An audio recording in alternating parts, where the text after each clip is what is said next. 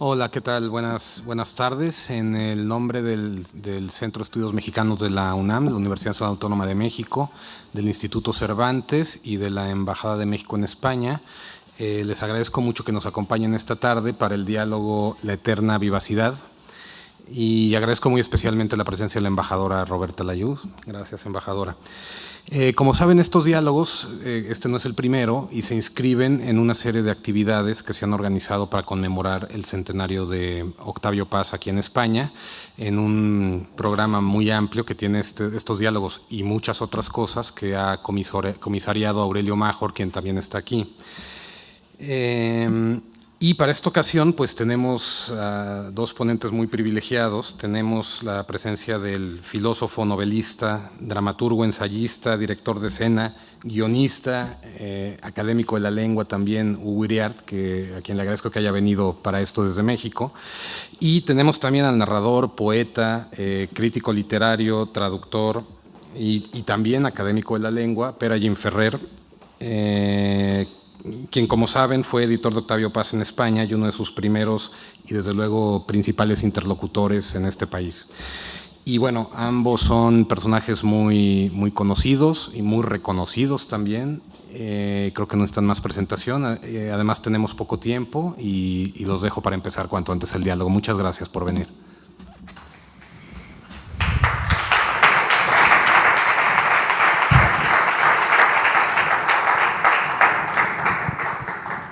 Bueno, a mí me gustaría preguntarte una cosa. A ver. Un amigo mío que yo le tengo mucho aprecio, trabajaba con Octavio Paz cuando yo estaba muy enfermo, en la vieja casa de Coyoacán. Y un día que estaba lloviendo, ¿En dónde? en la casa de Coyoacán, Ya. estaba lloviendo en la tarde y estaba el poeta sentado en su silla de ruedas. Sí. ¿Hacia qué tiempo ocurre eso? Pues ya al final de su vida, Ya. muy cerca de él. Lo llamó y le dijo, ven, porque estaba viendo así llover, y le dijo, ¿tú crees que algún verso mío sobreviva? O sea, él Verso, no, un poema no. No, a ver, es importante, ¿verso o poema? No, verso. Él había ganado el premio Nobel, él era un hombre, el zar de la literatura mexicana, él conocía a todo mundo y tenía esa duda. Bueno, esto no me extraña mucho. No sé por qué lo tuvo que decir en Coyoacán lloviendo. Y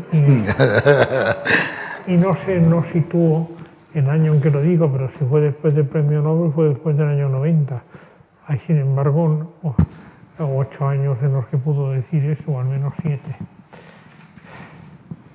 Pero examinemos los poetas importantes, los que Octavio o yo, o supongo tú mismo, podemos considerar importantes, al menos de lenguas que en alguna medida conozcamos y entendamos.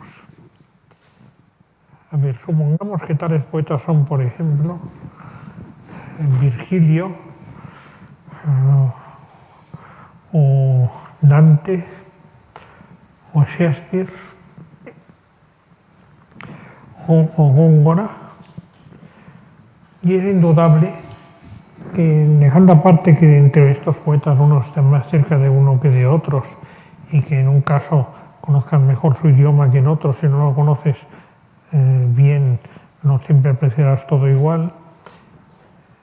Ciertamente, a ver, muy poca gente fuera de los enormemente fanáticos puede dominar fragmentos enteros, y más aún la obra entera de cualquiera de estos. Y son obras muy largas, es muy difícil, quizá con la única excepción de los que los conozco, que conocemos casi toda la obra de Dante, la Divina Comedia nada más, completa. Pero esto tiene relación con el tipo de estrofa que emplea y el tipo de rima. Pero es indudable que de estos poetas, Góngora, Dante, Shakespeare, Virgilio, podría añadir más, creo que con estos 4 bastan, son 4 idiomas muy distintos. Uno puede pensar que con el tiempo la Eneida o las geórgicas o las bucólicas le conciernen poco. Es difícil sustraerse al eco y a la resonancia de tal o cual verso. Esto quedará siempre, incluso en el caso de que, como ha ocurrido alguno de los más célebres versos de Virgilio, sea mal entendido o entendido a medias, porque ya lo lee un público que no está acostumbrado al latín y además ya no era nunca latín coloquial, era latín literario. Igualmente, fuera de algunos muy british, quién sabe de memoria una tragedia de Shakespeare, pero hay muchos versos de Shakespeare que todo el mundo recuerda y en inglés muchas veces. De Góngora es perfectamente posible pensar que la fábula de Polifemo y Galatea elabora un tema ya tratado por muchos, Ovidio entre ellos, y que las soledades, aunque tienen un argumento, esto es un cañamazo para otras cosas. Y en el caso de Dante, quizá de estos 4, el más dotado, con la posible excepción de Virgilio, que nos queda muy lejos, hay una mezcla extraña entre lo que probablemente quería de verdad hacer y hace sin duda respecto a la sátira política y a la teología, y lo que hace, y sin duda sabe que lo hace, con el verso de un idioma que entonces era solo el toscano. Pero quiero decir con eso que uno puede no interesarse mucho, como le pasaba a Chaplin, por esas historias de príncipes, reyes, fantasmas y cosas por el estilo. Decía Chaplin que esto le impedía interesarse de verdad por el personaje de Hamlet, que hubiera interesado si no hubiera sido envuelto en esta especie de parafernalia. Hay que pensar en la mentalidad de Chaplin, un hombre de origen proletario de fines del 19, comienzos del 20. Pero ciertos versos de Shakespeare son inolvidables, no son ciertos versos de Virgilio, no son ciertos versos de Góngora, y no son ciertos versos de Dante. Y es verdad que al final la poesía, que tiene la ventaja sobre otras formas de expresión como el teatro o la narrativa, de no depender ni en apariencia ni en realidad ninguna depende, pero en apariencia alguna depende del argumento, de la trama, tiene la virtud de que tal o cual verso, y podría añadir aquí tranquilamente a Rubén Darío, sobrevive siempre. Es esta la forma de inmortalidad a la que puede aspirar un poeta, o a la que debe aspirar un poeta, es una de ellas. Un hecho indudable es que tú, de muy niño o de muy mayor, puedes haber olvidado casi todo de estos poetas que he dicho. Algún verso te quedará siempre dentro. Yo fui testigo de un hecho. A los 90 años de edad, quizá incluso a los 92, yo vi por última vez a Rafael Alberti en Barcelona. Estaba un poco fatigado, no es normal dada su edad y situación, venía de un viaje, pero le hablé por un momento de Góngora y en el acto me recitó de memoria varios versos del Polifemo y Galatea. Esto es significativo. Se sobrepuso Góngora a la fatiga y a los años. ¿Y cómo conociste a Paz? De dos maneras completamente distintas. Octavio fue primero una persona que me acusó recibo con gran generosidad de un libro ya publicado, Ars del Mar, 1966. Yo se lo mandé a Novadell y se lo expidieron a Ítaca, donde estaba dando unas clases, y él me respondió de Ítaca, pero indicando que volvía a Novadell y pronto. Este fue el conocimiento por carta, como el que tuve un año antes con Alexandre, de cuya correspondencia sale la selección de poemas que formó precisamente Ars del Mar. Pero tardé bastante más, no mucho, pero un poco más en conocerle personalmente. Cuando él renunció por el asunto que todos conocemos y que fue origen de un libro muy famoso de Elena Poniatowska, entre otras cosas, a su cargo de embajador en México. Y volvió en barco por el Cabo de Buena Esperanza a causa del cierre del canal de Suez por el conflicto político que había entonces y que la gente hoy quizás recuerda muy poco. hasta Barcelona precisamente. Y yo estaba en el muelle. Había dos clases de personas esperando a Octavio. Unas estaban en el muelle. Éramos, que yo recuerde, Carlos Barás, Luis de Azúa y yo mismo. Otras le esperaban en un cafetín del muelle. Eran, que yo recuerde, Carlos Fuentes y Gabriel García Márquez. La excepción es Cortázar. Estaba preocupado en Checoslovaquia con lo que ocurría en aquel momento en Checoslovaquia, año 68.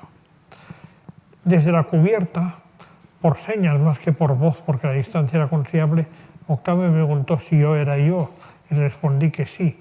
Alfredo de Baman y yo, que en mi recuerdo de entonces era mujer con el pelo negro color carbón. Esto se ve en las fotos de la época. Y, sin embargo, esta conversación inicial, dejando aparte el detalle de la cubierta y todo el entorno, derivó luego a una cena, pasando por casa de Jaime Gil de Biedma y luego en un restaurante, no sé si ya desaparecido, que había como en una especie de semisótano cercano a casa de Gil de Biedma. Había mucha gente, muchos poetas y también gente que no era poeta. Y estaban desde luego los que habían ido a esperarle al puerto. No recuerdo si García Márquez llegó a ir allí, pero sí que estaba en el puerto. Fuentes, sin la menor duda. Y esta fue la primera conversación personal, pero colectiva, en la que recuerdo que hubo un momento en que estuvimos hablando Jaime Gil de Biedma, Octavio de Blanco, recién aparecido por entonces.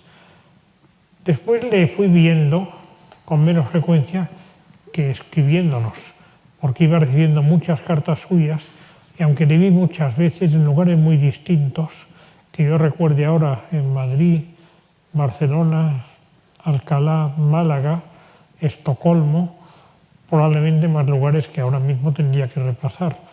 Pero indudablemente estuve con él más en contacto por teléfono que cara a cara, a pesar de que en Barcelona pasó una temporada larga, por ejemplo. Pero era un corresponsal dialogante, y también era dialogante, aunque ya no corresponsal, cara a cara.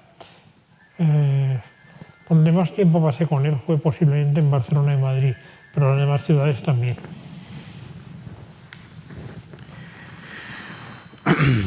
Yo lo conocí en un restaurante en las Lomas. Y un amigo mío que era amigo de él me invitó porque quería que lo conociera.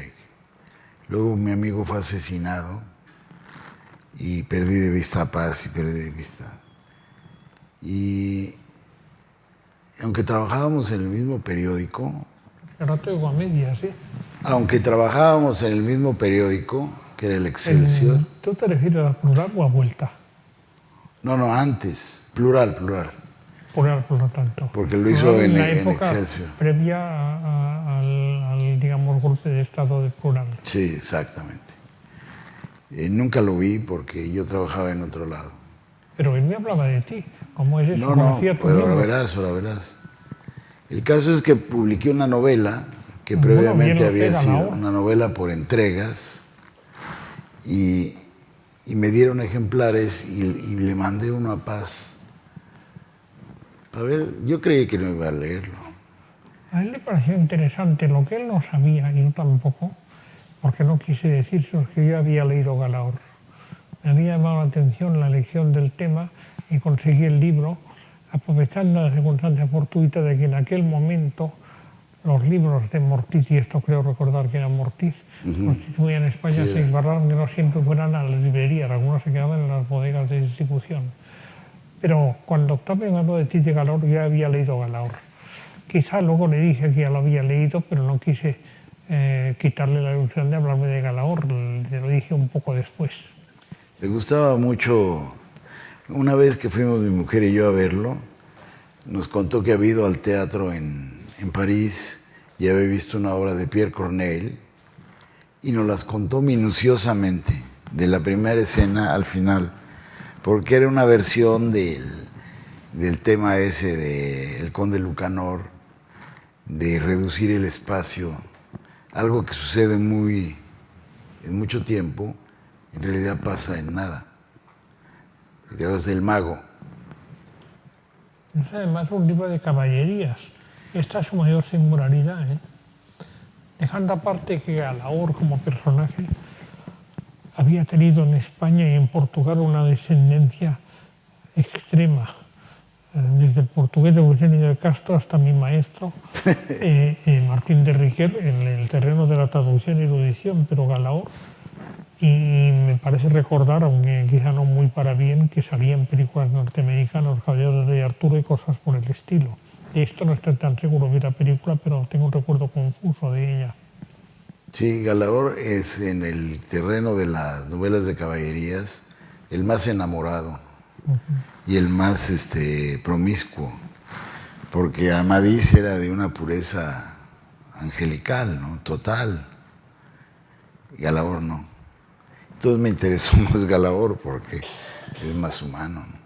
A mí me dio a conocer a Hugo Iriarte en cuanto autor de Galaor, pensando que sus preocupaciones y las mías coincidían. Es más, si no me engaña mucho la memoria, aunque no sabría decir dónde, pero se busca en el índice onomástico, en la publicación de sus cartas aparece Hugo Iriarte, las cartas que mandó a mí, el libro de Memorias y Palabras, que por aquí está. Y está sin duda la carta en que me habla de ti, y hay cartas posteriores. Yo, por otra parte, tuve correspondencia contigo a raíz de todo eso. Sí, yo me acuerdo.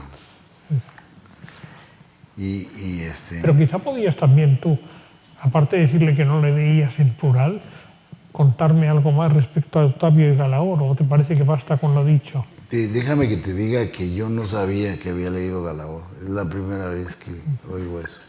Nunca me comentó a mí que nada de Galaor.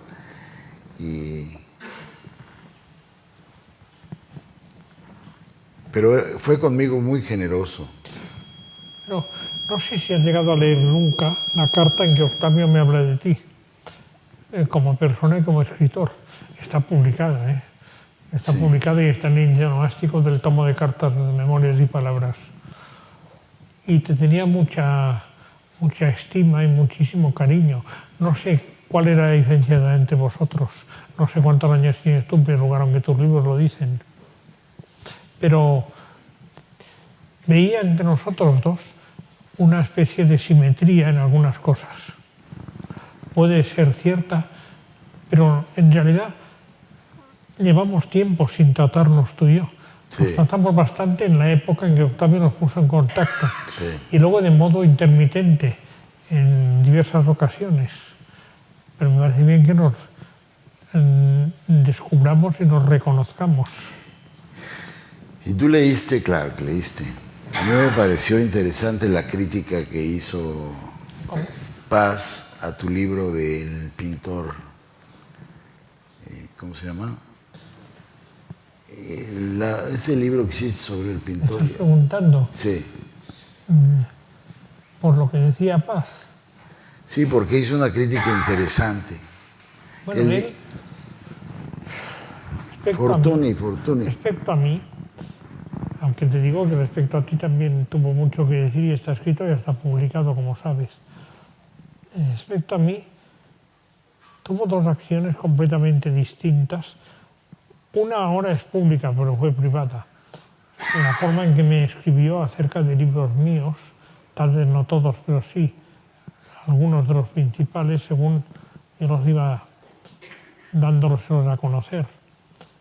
Hora del Mar, La muerte en Beverly Hills, más tarde El espacio desierto, Apariciones, Mascarada. Aquí se detuvo porque después muere Octavio, por desgracia. Por lo tanto, los últimos libros míos de los años 2006 en adelante ya no los pudo conocer.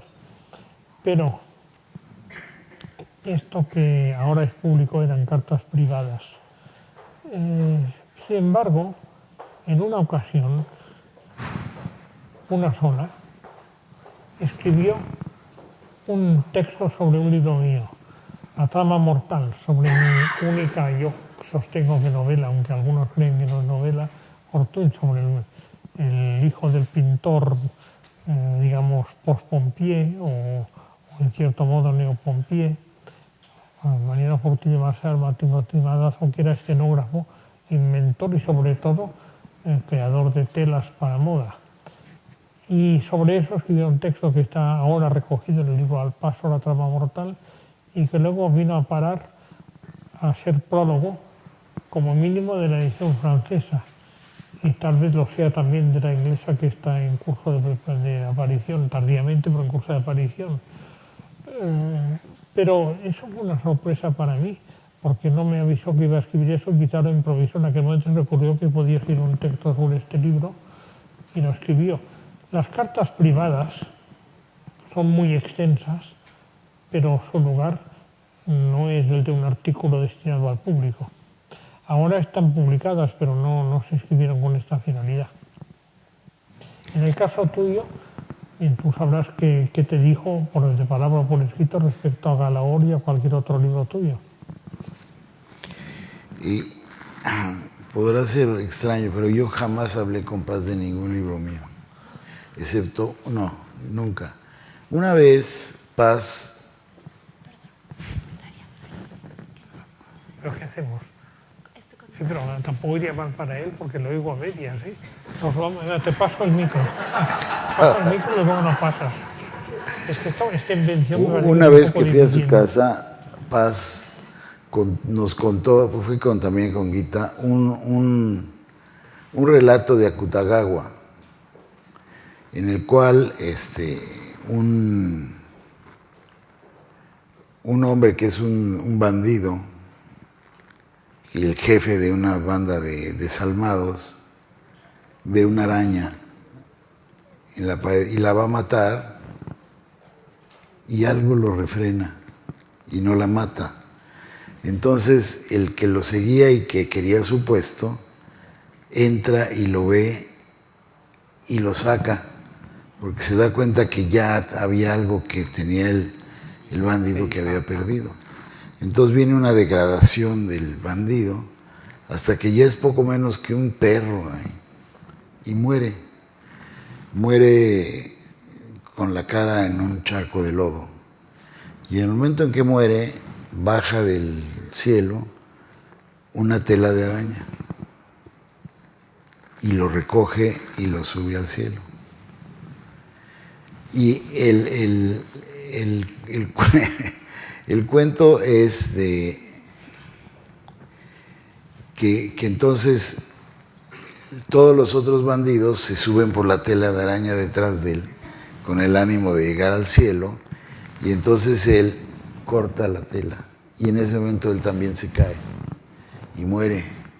Y yo le dije que me parecía eso, que sobraba totalmente, que era nomás como lo subía del charco de lodo al paraíso.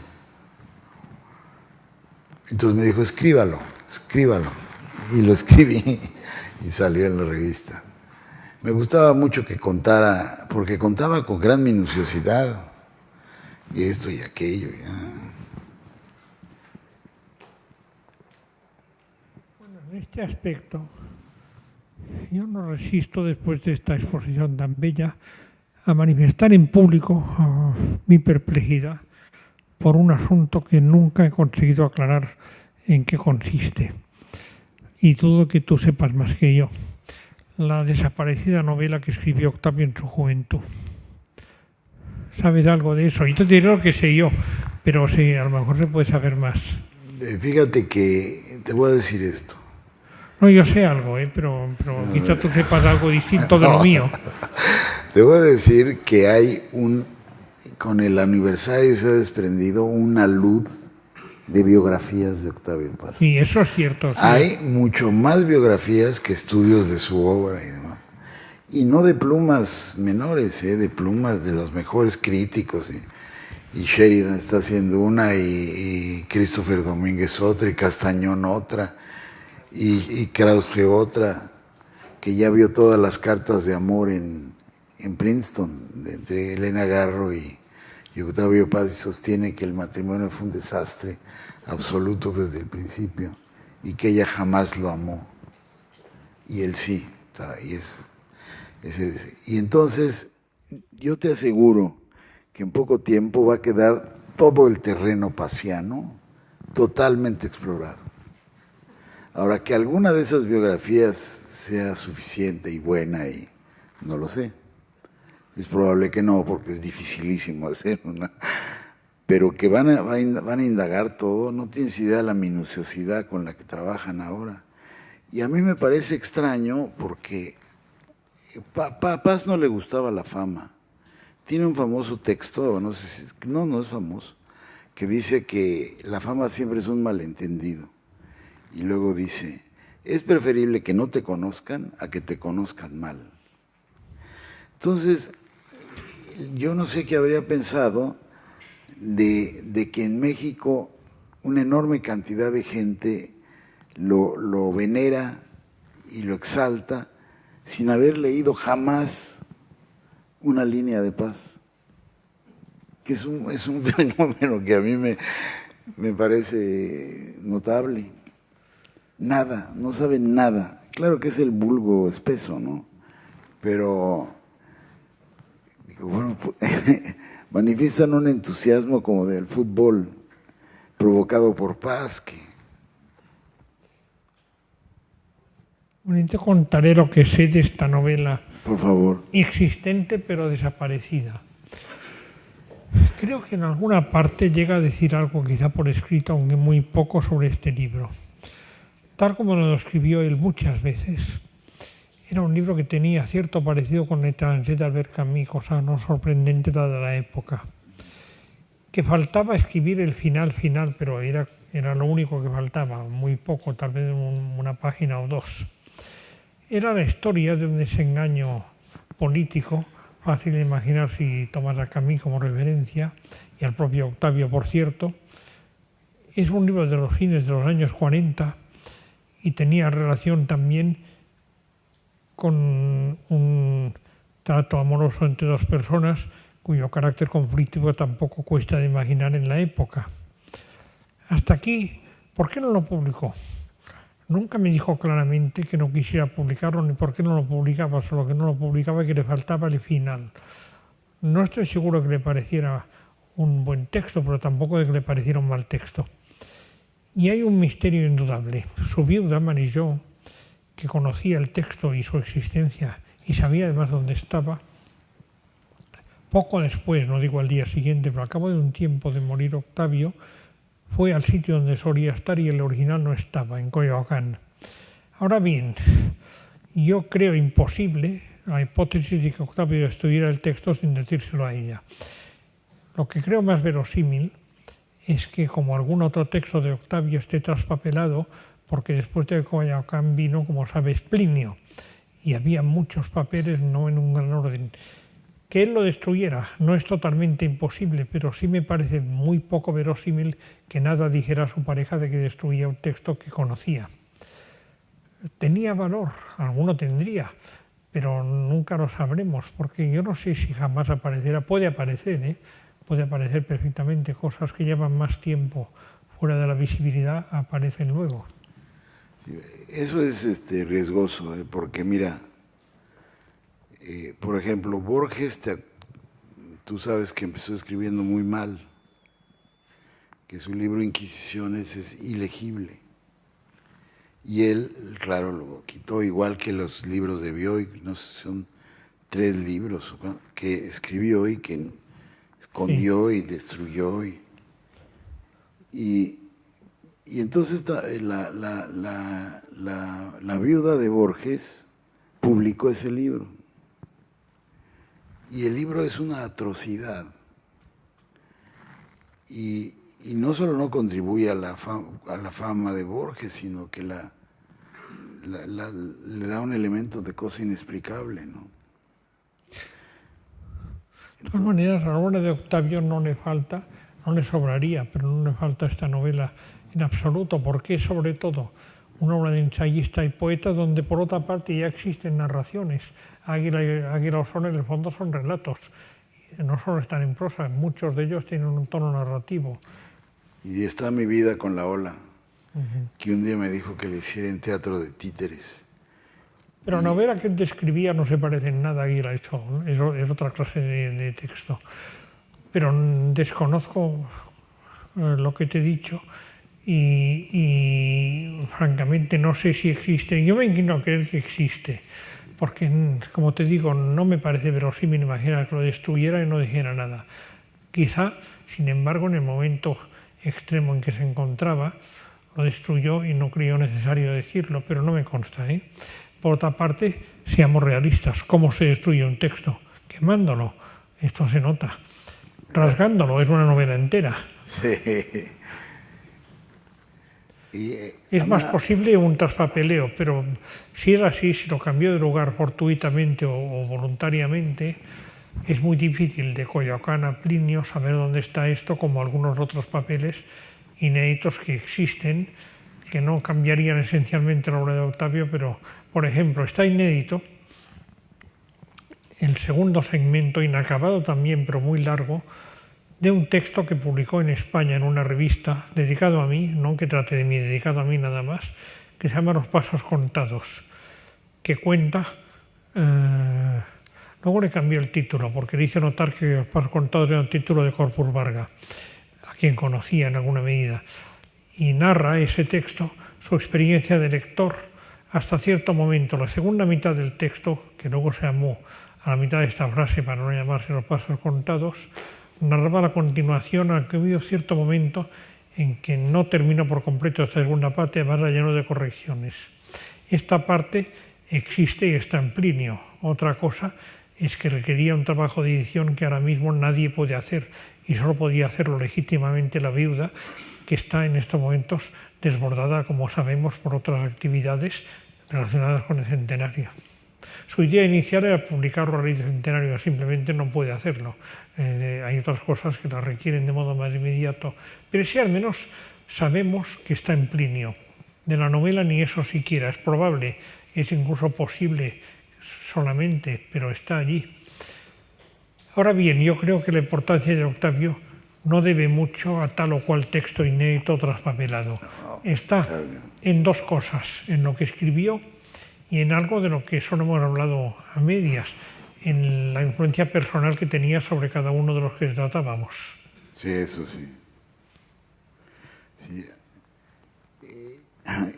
Tampoco se dice mucho que era muy generoso. Cuando menos conmigo fue extremadamente generoso. Me ayudó en todo lo que pudo y por eso bueno, sí, eso tampoco se dice. Eso es raro, no es lo común. Y yo creo que la cosa que más me impresionaba de Paz es que tenía un don importantísimo y casi diría sagrado, en grado extremo, y era el don de la curiosidad. Esto, curiosamente, aunque creo que no lo has oído, lo he dicho yo en una entrevista televisiva esta misma tarde. Oh. Sí. Bueno, es una cualidad excelente para cualquier persona y más para un escritor o un artista. Tomás, imagínate una persona sin nada de curiosidad. Es casi un monstruo, ¿no? Aquí pone, escrito por alguien, la eterna vivacidad. Curiosidad, vivacidad también, generosidad. Y un talento inmenso para ver en una cosa chiquita. Él lo veía, se quedaba mirando esa cosa chiquita y como alguien que bota en un trampolín, trampolineaba y lo llevaba a una cosa enorme. Sí. Me acuerdo, por ejemplo, un poema de Yeats que él traduce y es de un hombre que está en una tienda y rodeado de gente y que de pronto en medio de la tienda se siente iluminado.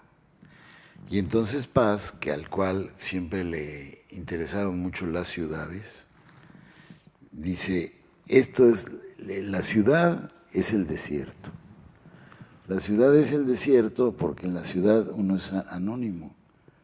Y entonces en medio de la ciudad y del bullicio de la ciudad aparece la nada, ¿no?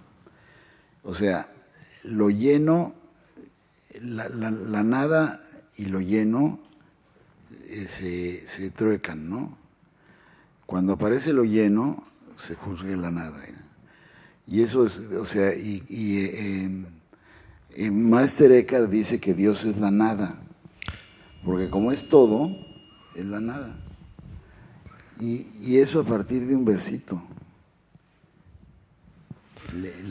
Esas cosas, las especulaciones místicas le interesaban mucho. Y también le interesaba, cosa rara, las drogas psicoactivas. Porque yo creo que en parte se dio cuenta de lo que estaba empezando entonces, cuando Gordon Wasson fue a México y habló de que habían encontrado el hongo. Él dice que no son los alucinógenos, bueno, el hongo alucinógeno mexicano o algo muy parecido en Patmos. Y entonces como el autor es Juan de Patmos y realmente el Apocalipsis que él escribió parece un pasón de hongos, entonces la gente dice, ¿no será esa la inspiración y la explicación? Bueno, yo estaba presente en una conferencia de Wasson que estaba diciendo eso, y diciendo que la ambrosía que bebían los dioses era la cannabis y el néctar eran los hongos alucinógenos. Y Paz estaba sentado hasta atrás y cuando acabó la conferencia se levantó y objetó a Wasson y le dijo: todo eso está muy bien y a lo mejor el néctar y la ambrosía. Lo que sí me parece inaceptable es que no haya hablado usted del vino. El vino de la cultura mediterránea, del cual surgió la tragedia y la comedia griega, y empezó a contar del vino con una gran alegría. Y Wasson se sonreía. Sí, muy, muy bien. Y él, claro, como empezaba eso, se dio cuenta que allá había algo, el consumo masivo de drogas psicoactivas. No, tú puedes contar esas cosas más que yo, aunque crees que yo lo he tratado más, lo he tratado de otra manera. Es decir, mi trato con él se manifiesta más, aunque en las conversaciones hay momentos extraordinarios e inolvidables, se manifiesta más en lo escrito. Por ejemplo, a mí me hizo un favor extraordinario. En el año 67 yo me mandé una pequeña plaqueta con unos poemas míos posteriores al del mar y anteriores a Beverly Hills. Me dijo que no le gustaban porque era un retroceso respecto al del mar y además me argumentó respecto, por un lado, a la concepción de los poemas, a su estética, y por otro lado, poniéndose en el caso hipotético de aceptarla, me precisaba que sustantivos y adjetivos debían ser otros, menos previsibles. Pero claro, esto es muy distinto, es una experiencia escrita, a poder contar cosas presenciadas personalmente, que las puedo contar, pero no son tan significativas. Claro, cuando uno se pone a dialogar con alguien por escrito, un diálogo intelectual como el que teníamos, personal también, la forma de manifestarse es distinta, no opuesta, no complementaria a la forma de manifestarse personal. Pero la generosidad, la vivacidad, que no sé quién la ha puesto, nosotros no, supongo que alguien la ha puesto, y la curiosidad que hemos dicho los dos sin saber cada uno que el otro lo había dicho, permanecían. En particular la curiosidad es quizá el primer requisito que cabe pedirle a cualquier artista o escritor. Sí, Paz, lo impresionaba de Paz que tenía una personalidad y un modo de ser y hasta de hablar, de moverse, muy nítido, muy peculiar, lo que ha generado una cantidad enorme de imitadores de Paz. Y entonces ya hay construcciones grotescas, por ejemplo, Paz yendo a McDonald's a pedir una hamburguesa. Y es una cosa larguísima de cómo pide la hamburguesa. Y entonces se está organizando un concurso nacional de imitadores de Paz, porque ya el número es enorme y además llegan a virtuosismos extraordinarios. Entonces ahí ves otro mes que la persona de paz y su personalidad sobrevive con más fuerza que su obra, claro que en los círculos amplios, ¿no? Bueno, yo conocí por lo menos 2 personas de paz, que no eran opuestas, pero eran diferentes. 3 incluso. Una, el Paz, muy brillante y también muy en su papel, aunque pudiera tener alguna infracción voluntaria, que se veía en el caso de tener que hacer una vida social. Otro, el Paz, que hablaba con amigos escritores, era ligeramente distinto. Y había por último, Paz y yo cuando hablábamos solos. Esto no era lo más frecuente. Muchas veces no hablábamos a solas, pero algunas veces nos quedábamos varias horas hablando de poesía y era otro Paz, quizás verdadero. Sí, yo creo que sí. Luego hay también cosas laterales o enfoques laterales. Una vez fuimos al cine a ver una película argentina sobre Sor Juana y yo iba con Elenita Poniatowska. Y salimos en el intermedio y Elenita me tomó así del brazo y me dijo, ahí está Paz, ayúdame. Le digo, ¿de qué? Me va a regañar, me va a regañar. Le digo, no, Elenita, ¿por qué? Y entonces llegamos a donde estaba y no, que la va a regañar, muy cariñoso con ella. Se ve que tenían una gran amistad, muy vieja. Y luego ella escribió un libro sobre Paz, porque ya eso es casi obligación de los escritores mexicanos, ¿no? Bueno, tenía humor, pero también podía ponerse triste y enfurecerse, lo sabemos bien. Aunque por lo general, como le dijo en un poema Jorge Guillén y como hijo de Parablaver y Yazúa, al final su apellido dominaba. Lo de Jorge Guillén es más ambiguo, dice, aunque se llame Octavio Paz, a ninguna paz octaviana va su aliento real gana. Esto es un poco ambiguo parte de Guillén y me temo que forzado por las rimas que a Guillén le podían en sus últimos años, aunque con gracia. Y Félix decía, Félix Yazúa, mucho más joven que Octavio de mi edad, que en su apellido estaba todo, que hablar con él le daba paz. Si lo decía con respecto a la mayoría de escritores españoles tenía toda la razón. Porque cuando se podía enfurecer Octavio no era precisamente con las cosas que hablaba con los españoles, salvo raras veces. Aunque no hay que olvidar, y esto ocurrió en España y se vería españoles, su intervención muy decidida, no quiero entrar en más detalles, cuando se trató en el Congreso de Valencia conmemorativo de agredir físicamente a Semprún y Paz salió físicamente también en su defensa. Imágenes que no sé si alguien vio en televisión fuera de España, pero en España se vieron. Había un tipo que se levantaba y iba a agredir a Semprún y Octavio se interponía. Ah, mira, no sabías. En Valencia, en el Congreso conmemorativo del 37. Del famoso Por Congreso. tanto, en el 87, supongo. Sí. Y una cosa que quiero desahogar aquí contigo es, él que tenía tal capacidad de apreciación, que era un asombro, ¿por qué era completamente sordo a la música? Es muy raro en un poeta. Bueno, no enteramente, ¿eh? No, pero solo lo de Cage. No, hay otra cosa. Que eso es ¿Cierto? música, puede ser. Decimos aparte a Cage, porque P. Cage, después de todo, aparte de ser un teórico, es un músico occidental. Que no le interesara o no conociera o no entrara en el mundo de la música, entendiendo por tal la música que se llama clásica en Occidente, puede ser en gran parte verdad y le ocurre a muchos escritores.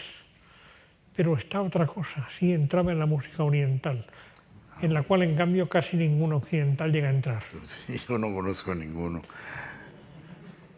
Y conozco muy pocos casos, quizás solo Tapies, de alguien que pueda por igual apreciar la música clásica occidental y la música oriental, porque a sus ojos, o la segunda, La oriental es disonante o la occidental es de otra época. El acceso de Tapia es una excepción, pero en el caso de Octavio es igualmente raro, en otro sentido, que siendo una persona que no era ni mucho menos insensible al cine, no fuera muy espectador ni muy conocedor del cine. De hecho, que yo sepa, solo ha escrito una vez sobre cine, aunque un escrito excelente, cuando Buñuel presenta Los Olvidados. Sí, claro, lo del Pero en cambio, privadamente yo recuerdo que estaba una vez en Formentor, en Mallorca, y en el hotel pusieron una película de la cual creo que él nada sabía de antemano, o al menos nada importante, una película española, que no sé si tú conozcas porque es bastante famosa, El sur de Víctor Erice. Hombre, ¿cómo la va a conocer? Y le entusiasmó Octavio, el cual nada sabía ni del sur de Víctor Erice, pero entendió enseguida que era una película de un valor poético extraordinario. Hombre. Pero él no era, en cambio, un cinéfilo en el sentido de que podía reaccionar adecuadamente ante Los Olvidados o ante el sur, pero no seguía el cine. No sé si con la música ocurría esto, o más bien ocurría que, ahora estoy pensando si hay alusiones en la música en su obra, fuera de John Cage, pero está la música oriental, eso sí, ¿eh? Pero fíjate,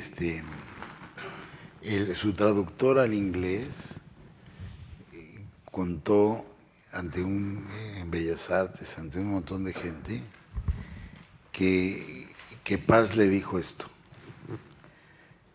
A mí me gusta mucho el cine, es decir, me gustan las películas buenas y las malas, unas por una razón y otras por otra.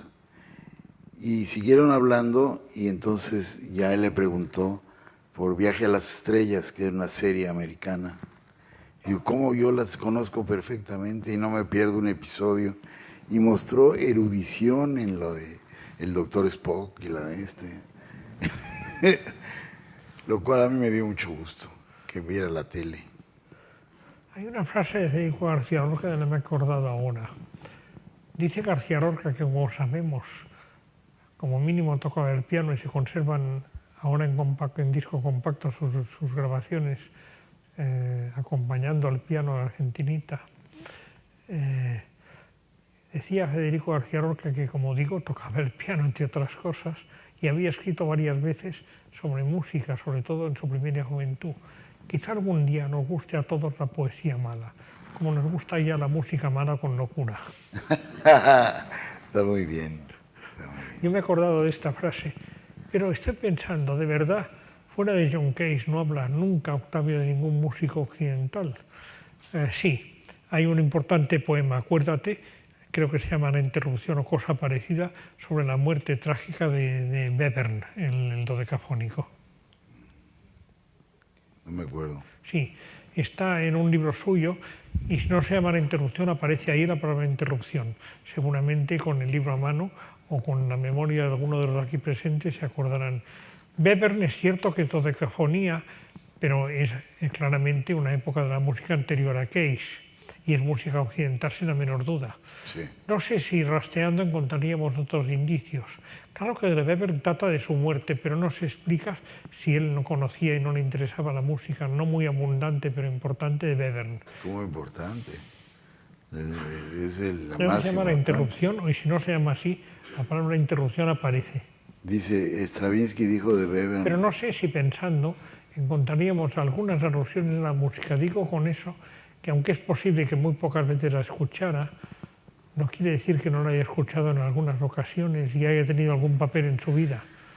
Ahora, el peso de la influencia de la música oriental es enorme, ¿eh? En su caso, hubo una transculturación hacia la música oriental, ¿eh? Sí. Eso también tenía, que es parte de la misma curiosidad. Por ejemplo, era un gran conocedor de Japón y hizo la traducción de Las sendas de Oku. Estoy pensando, puede haber más alusiones musicales, no forzosamente de música clásica. No me sorprendería que se pudieran encontrar alusiones a alguna canción popular inglesa o francesa, más que inglesa americana. Pero esto no lo he buscado, ¿eh? Ahora, así como lo de Webern lo recuerdo perfectamente, lo que te digo es una posibilidad. No recuerdo que yo habláramos nunca de música, pero sí de cine, como te digo. Por lo común, cuando él hablaba de cine, no había visto las películas, con la excepción del Sur, pero se interesaba por todas. Yo, por ejemplo, le mencioné que había un entonces muy joven autor en México que había hecho con un éxito internacional una película, era naturalmente Cronos, de Guillermo del Toro. Esto le interesó muchísimo, lo cual no quiere decir que viera la película. Yo le conté lo que era, le pareció que era muy bueno que un joven mexicano hiciera una película de este tipo, con los actores que le conté. Uno de ellos tenía que interesarle por fuera, procedía de Buñuel, Claudio Brook. Claro. Que luego no viera las películas, salvo que se le asaltaran al paso en la televisión, es otra cosa. Pero en cuanto a la música, yo creo que el único ejemplo que conozco personalmente en quien la presencia casi avasalladora de la música oriental es incompatible con la occidental es Tapies. Curiosamente, a los orientales no les ocurre esto, hay excelentes intérpretes orientales de música occidental. ¿Y es cierto que Tapies recibió una carta de Heidegger? Que Tapies recibió una carta de Heidegger acerca del muro. ¿Es verdad? No lo sé. Que a mí me pareció raro. De todas maneras... Bueno, yo creo que hay que ver si alguien... El recuerdo tuyo, sobre todo en recuerdo de trato personal, y el mío es, a pesar de todo, de trato epistolar. Precisamente por eso, sin embargo, el trato personal mío tiene que ser distinto del que tuviste tú, porque tenía que suplir con una o mayor intensidad o con otra clase de asiduidad y confianza la forzosa impersonalidad de la escritura. Este problema en tu caso no podía ser muy importante, pero los dos conocimos, supongo, exactamente al mismo Octavio, solo que una correspondencia con trato personal extenso e importante, pero intermitente, no es lo mismo que un trato personal que no se apoya en la moneta de la correspondencia de modo fundamental. Y yo me acuerdo muy bien que una vez yo evitaba, cuando me empezaba a hablar de política, me quedaba callado y volvía. Y Oden, conociste a Oden y no sé qué. Y entonces un día que estaba haciendo esa estrategia, me dijo, oye, ¿a ti no te interesa más la literatura que la política? No hablaba de usted, por lo tanto. ¿O rusteaba? No. Oiga, ¿a usted le interesa más la literatura que la política? Me lo dijo con un asombro absoluto. Yo estoy a punto de decirle, pues sí, porque la política realmente a mí. Pero a él la política lo fascinaba y le llenaba. Sí, porque yo creo que toda cosa de la familia, ¿no? El abuelo, el papá. ¿A ti te interesa la política? Yo recuerdo que en sus cartas a menudo hablaba muy extensamente de política. Con muy pocas excepciones, en la conversación casi nunca hablamos de política. Y en cambio las cartas podían convertir en ensayos no ya sobre política española o mexicana, sino sobre política de la India. Por ejemplo, coincidió con el asesinato de Indira Gandhi. Sí. Hay una carta larguísima sobre la situación política en la India, la muerte de Indira Gandhi. Hay también cosas sobre la situación en México, no muy entusiastas por cierto, y sobre la situación española, en las cuales a veces disentíamos a partir de este momento, porque no es lo mismo verlo desde fuera que vivir en el país. Pero creo que el tema fundamental era la vida personal de cada uno, la literatura, y hay algo en lo que no se suele hablar. Octavio tenía mucho sentido del humor. Se le suele presentar como un hombre apolíneo y en cierto modo estatuario, pero no es así, tenía mucho sentido del humor. No sé si tú lo viste del mismo modo. Sí. Y además sabía reírse, que hay gente como Felipe II que nunca se rió. Bueno, lo que ocurre es que en algunas cosas actuaba y hablaba como si creyera no en el sentido teológico, sino en el sentido, digamos, dostoyevskiano, en la existencia del demonio. Sí. Y esto sale incluso en sus escritos, referido a unas cartas leídas por él o documentos leídos por él diabólicamente con Bergamín, a quien admiraba por otro lado, pero a quien veía como una especie de encarnación casi demoníaca. Me lo dijo de algunas personas que aún viven y que están en Madrid, pero o que han desaparecido hace poco en algún caso, pero ahí no quiero repetirlo porque no lo dejo escrito. Lo de Bergamín está escrito en una carta, en libros suyos. Sin embargo, admiraba a Bergamín profundamente. Y por él tuvo el disgusto con Neruda, ¿verdad? Por Bergamín. Yo nunca conocí a Bergamín, por cierto. Le edité y no llegué a tratarle nunca. ¿Fui su editor? Pero es que además no tuve mucha ocasión. Yo le edité cuando él ya estaba por segunda vez en España y ya muy marginado de todo, y quizás solo conservaba amistad con Alberti y con pocos más, Alfonso Sastre, Trupongo. Estaba muy alejado.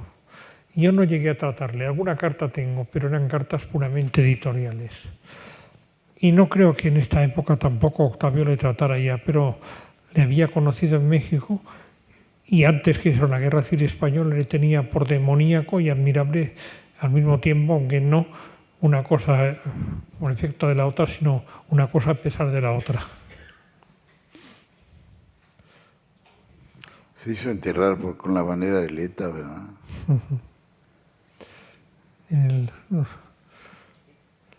Bueno, hay un libro de Bergamín, dicho sea de paso, si no me engaña la memoria, que se llama precisamente La importancia del demonio. Sí. Libro que no he leído, porque para empezar no hay obra completa de Bergamín en la actualidad, hay libros sueltos. Sí. Era un escritor rarísimo. Por ejemplo, lo de la música es el enigma que me queda, de verdad. Fuera de Pepper ni John Cage, ningún músico le interesó más que los orientales, tal vez. ¿Tú estás seguro de eso? No, para nada. Pero yo tenía esa idea de que iba a su casa y fisgaba. Bueno, puede ser cierto, porque inversamente Cernuda, que era amigo suyo, continuamente habla de músicos como Mozart o como Wagner y muchos más. No de todos los que podía hablar, pero sí de algunos. En Octavio esto no aparece. Tampoco sé hasta qué punto lo que en mi opinión le podía interesar más era algo que él conociera bien, la música europea anterior al romanticismo, es decir, el mundo de Monteverdi o el mundo de la época en que nacen no el romanticismo, sino todo lo previo a él y que culminaría en Mozart. No sé si esto le había reclamado la atención, pero es muy frecuente que un escritor no se interese mucho por la música. Pues ve a Borges. Bueno, Borges tiene algunas frases terribles en las que habla de Brahms en apariencia de un modo favorable, pero lo que viene a decir es cuando él y Bioy trabajaban, notaban que si alguna música no le estorbaba, resultaba ser de Brahms. No sé si eso es propiamente un elogio. No, pero una vez en una entrevista alguien le preguntó si su cuento Deutsches Requiem se refería al Requiem alemán de Brahms. Y dijo, ¿de quién? No tenía idea que existía el Requiem alemán de Brahms. Eso es... Bueno, y otra cosa con una diferencia importante entre Borges y Octavio es que Borges estaba en realidad muy poco interesado por la pintura y a Octavio le ocurría todo lo contrario, fue uno de los grandes críticos de arte y quizá el primero en algunos momentos que hubo para la pintura de vanguardia, la mexicana sin la menor duda, la posterior al muralismo, Tamayo y otros, y también para pintores europeos o norteamericanos. En cambio, Borges, lo más que llegó a decir, parecido a la de Brahms, era que tenían un grabado Bioy y él en la habitación que no le estorbaba y que era un Piranesi.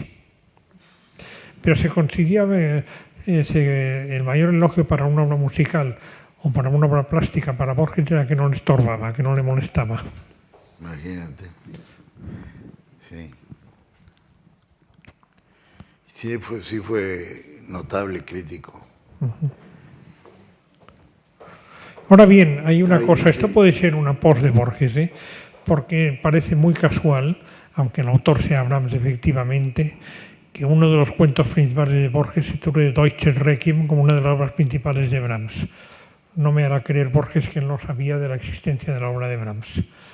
A menos que sea muy raro y ande diciendo cosas así para... Como cuando le dijeron... Pero sí es cierto, en cambio, que buscarías inútilmente, creo, en la obra de Octavio menciones a alguien como Brahms, lo cual no excluye que en cuantos escritores de Occidente encontrarías la pasión por la música de Oriente que tuvo Octavio. Tardía, tardía. Deja la pasión, que siempre conozcan cualquier cosa. ¿Y hasta qué punto la música de Oriente, no puedo opinar de verdad, tuvo influencia en la etapa de su poesía que arranca más que de Salamandra de la era este?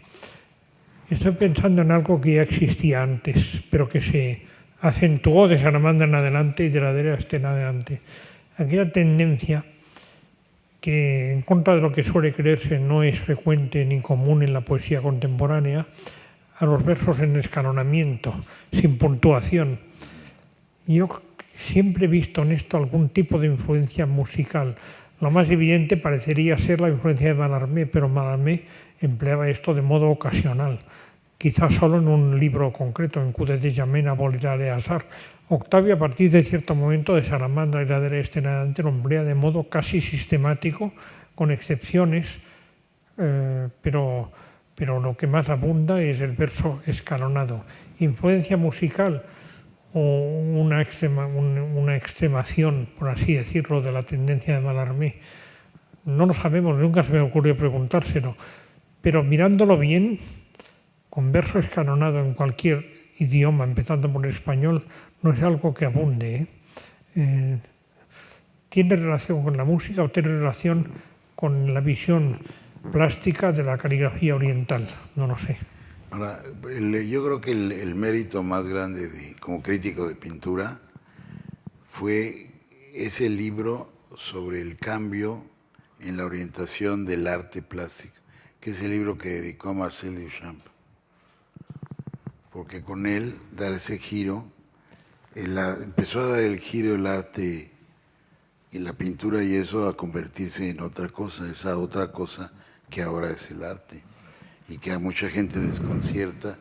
Y yo siempre que alguien me dice, habla con desdén de ese, le digo, porque parece un viejito gagá y ya es inservible si no tienes la menor curiosidad por ese arte, ¿no? Luego ahí, en el fondo de esto hay una cuestión, la preocupación por el espacio. Me acuerdo que una de las cosas más brillantes de Octavio sobre pintura es que, en contra de lo creído, la pintura no es solo un arte del espacio, sino del tiempo, porque vemos sucesivamente cada fragmento de un cuadro. Pero esto me lleva a los versos escalonados, son espacio y son tiempo. Curiosamente, y no sé hasta qué punto, Octavio lo recordaba, es muy poco probable que no hubiera leído nunca, esto coincide con la frase aparentemente glacial de Stravinsky acerca de la música. La música es una forma de organizar el tiempo. Preciosa. Bueno, es una frase espléndida, pero quizá lo último que uno espera oír de un compositor. Sí. Pero creo que esto probablemente Octavio lo había leído alguna vez. Estaba en las crónicas de mi vida de Stravinsky, que en algún momento seguro que llegó a leer en francés probablemente, quizá cuando estuvo en París. Bueno, Stravinsky fue a México varias veces. Yo una vez lo vi en Bellas Artes y entré con un amigo mío que es músico a un concierto que él dirigía y de pronto se interrumpió el concierto y se volvió buscando y dijo, hay alguien aquí. Y como no seguía el concierto, pues nos salimos, nos descubrimos. Bueno, yo tengo, por cierto, una curiosidad. He visto los poemas de Octavio manuscritos y también mecanoscritos. Ahora bien, los manuscritos tan limpios, tan ordenados, ¿fueron precedidos por borradores casi ilegibles o fueron escritos así desde el comienzo? No, nadie puede escribir así un poema. No es posible. Como dice Lope, oscuro el borrador, el verso claro. No hay manera, no es posible. Yo no he visto nunca, en facsímil ni al natural, un poema de Octavio que no fuera perfectamente claro en la letra, en la disposición tipográfica, al revés de lo que ocurría con los manuscritos de Lorca publicados en facsímil, que se podían leer, pero evidentemente eran borradores. Estos borradores, si existían en Octavio, parecen haber sido igual de nítidos que el resultado final. No, entonces que hay previos, ¿no? ¿Tú escribes en directo en la computadora poemas? ¿Sí? Bueno, yo hablo por igual de lo mecanográfico que de lo escrito, es igual de diáfano. Yo no he visto borradores, lo que Juan Ramón Jiménez llamaba borradores silvestres de Octavio. ¿Los hay, que tú sepas? Nunca he visto uno. ¿Sí hay? Pero están escondidos, ¿no? ¿O qué? Nunca los vi. Si existen, no he llegado a verlos nunca. Eso darlo por hecho. Bueno, hay una posibilidad que existieran y él lo rompiera cuando lo pasara en limpio. Porque es posible pensar que un poeta, aunque yo he conocido algún caso en Cataluña, Salvador Espriu, escriba con esta letra tan inalterada, tan diáfana, en el caso de Espriu, como en el de Borges, al mismo tiempo tan minúscula que parece letra de chinos. Pero esto es otro aspecto, y te notaría, me temo, cierto lado un poco mezquino en Borges y en Espriu. Pero en ambos, la noción de borrador salvaje, en el sentido de Juan Ramón, parece no existir. El poema aparece en una forma nítida que conservará al mecanografiarse o al teclearse. Los grafólogos dicen que la letra muy chiquita indica enorme capacidad de concentración. Sí. Sí. Bueno, aquí en la Biblioteca Nacional y en el manuscrito de la Ley de Borges casi es ilegible. Ilegible, sí. Y además, cuando hablaba también era casi inaudible. Bueno, es un falso manuscrito, es una copia que hizo Borges del manuscrito primitivo. El manuscrito primitivo o desapareció o lo tiene un coleccionista, pero Borges lo recopió. Y eso es lo que tiene la Biblioteca Nacional de España en Madrid. ¿Y tú escribes primero con pluma o en papel? ¿Tú escribes primero en manuscrito? Solo los poemas. En lo demás, me temo que ni escribo siquiera, grabo o dicto. ¿Ah, sí? Los poemas los escribo y a mano, A mano. ¿Y tachas mucho? Sí, pero lo demás, lo que no es poesía, hace muchos años que he dejado de escribirlo, lo grabo o si no hay más remedio lo dicto, prefiero grabar a dictar. Había un novelista que decía que escribir era un trabajo horripilante, pero corregir era una delicia. Entonces había pensado mandar escribir libros y luego corregir. Pero Octavio creo que le mandé siempre copias mecanográficas y en los últimos tiempos faxes, porque le gustaba mucho el fax. Era un devoto del fax. No sé si tuviste ocasión de experimentar esta faceta. Octavio era anterior a la época del correo electrónico, inventado ya, pero no en uso en aquel momento. El fax también era un invento antiguo que cobró vida en un momento determinado, y como sabía que era relativamente rápido y no era costoso, y reproducía el original, aunque quizá no tenía una vida muy larga después garantizada, le encantaba recibir faxes, le gustaba muchísimo. Y no llegó al correo electrónico. Él vivió la época de auge del fax, época que es un invento muy antiguo. Ahora parece... Tampoco sé si Octavio, tan aficionado a la pintura, él mismo dibujaba. ¿Tienes noción de eso? No, pero puede ser, porque casi todos los escritores dibujan. Tantísimos pintores y dibujantes, desde Michaud a Leonora Carrington, en fin, muchísimos, Miró, Tapies, sin tantísimos, pero quizás simplemente, como nos ocurre a muchos, le interesaba mucho las artes plásticas y no estaba dotado para él mismo cultivar, así para hacer teoría. ¿Tú conociste a Miró? Era muy elegante en el vestir. Era muy elegante en el vestir. ¿En qué sentido? ¿En el convencional? Sí. Pero fue siempre así o solo en la época en que yo le traté personalmente, es decir, cuando renunciado a sus cargos de embajador y tenía que hacer vida social en universidades y lugares así de Europa, porque yo le he visto con vestido muy informal, no naturalmente ejerciendo de embajador oficialmente en Delhi o de encargado de negocios en Kabul, pero sí yendo por el monte, iba como, mira, en la cubierta misma de Memorias y Palabras, hay una foto que tomó Marillo. Bueno, no es esta, por cierto, pero esta también serviría. Es elegante, pero de otra manera. Sí. No sé, tampoco sí. La moda entraba en sus intereses. Me interesó mucho mi libro Fortuny, que era un modista, en definitiva. Pero puede que le interesara el libro, no la moda como tal. De eso no he hablado nunca con él. Yo creo que sí le interesaba. Porque la verdad le interesaba todo. Lo desconozco. Sin embargo, siempre en las ciudades y con gente siempre iba muy elegante. Esto es exacto. Pero también hay que pensar en otra cosa. En la generación a que pertenecía y en el mundo de la diplomacia, donde tuvo que moverse buena parte de su vida, y luego de las universidades, y no cualquier universidad, universidades americanas o británicas de un determinado sentido social selecto. Espontáneamente yo me lo imaginaría más bien con un vestido informal, siendo lo que él llamaba, hablando de sí mismo, un salvaje mexicano. Se definía así.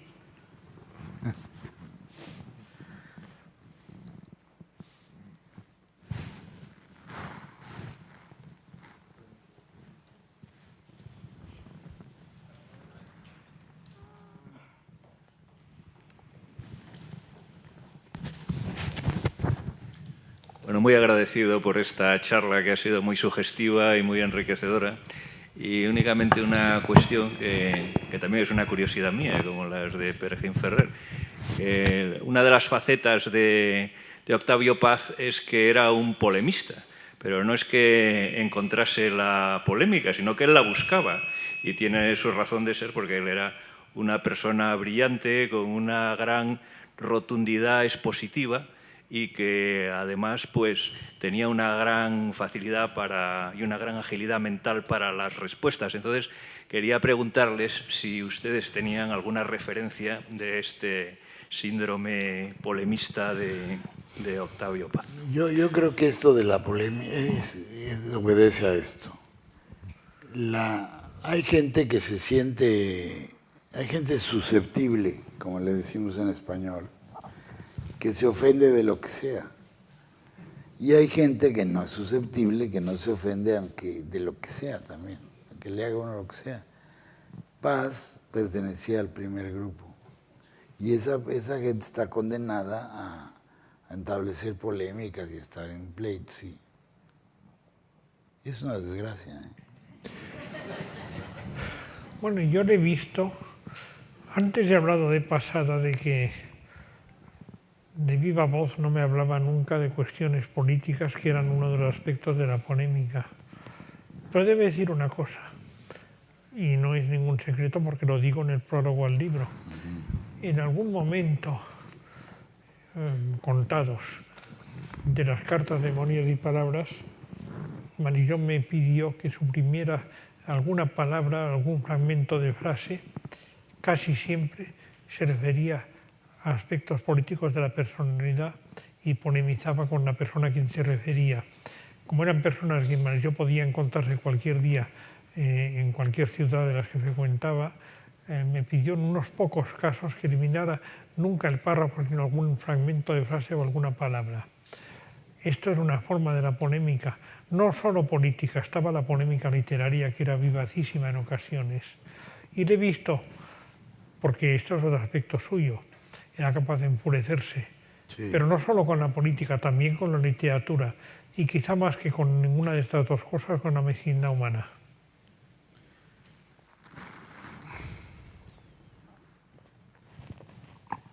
Hugo, tú dices que no te interesa la política. A mí me interesa mucho la política y me interesa mucho la política internacional. Y tuve muchas conversaciones con Octavio Paz sobre el tema. A él no nada más le interesaba la política, sino de manera muy importante porque había dedicado parte significativa de su vida al servicio exterior mexicano y a con gran disciplina, con gran disciplina y con una participación mucho más significativa de lo que ahora se recuerda, porque claro, sobrepasa tanto su legado como poeta, como ensayista, que se olvida un poco, pero él trabajó muchos años dentro de la Secretaría de Relaciones Exteriores bajo la protección del poeta Gorostiza, justamente, que fue con quien entró a la Secretaría de Relaciones Exteriores.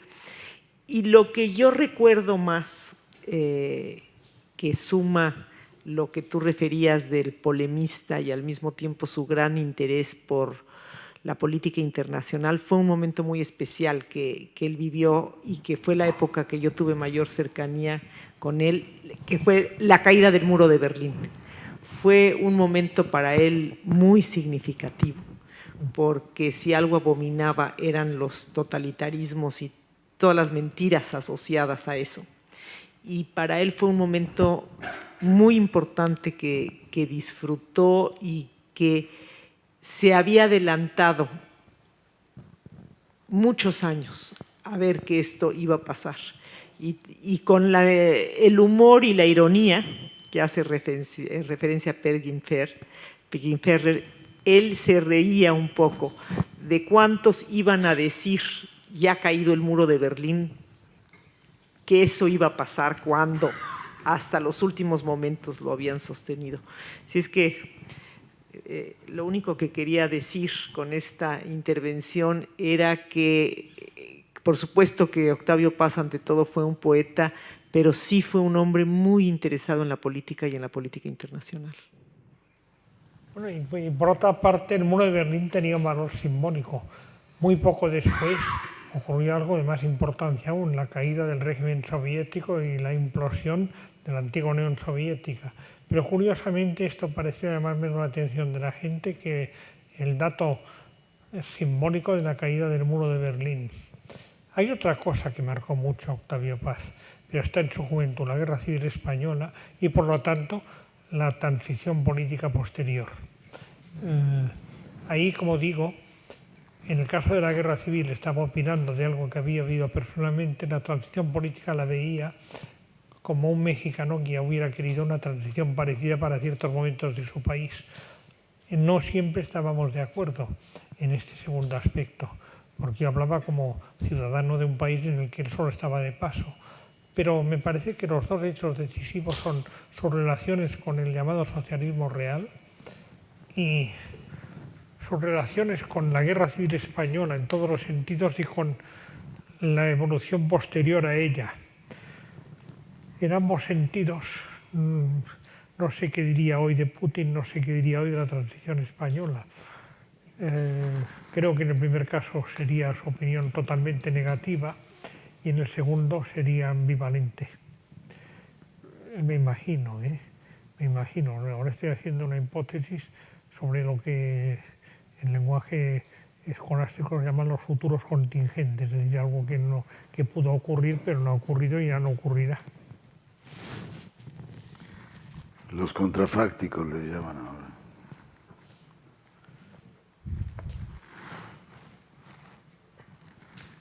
Pues ya, pues, gracias.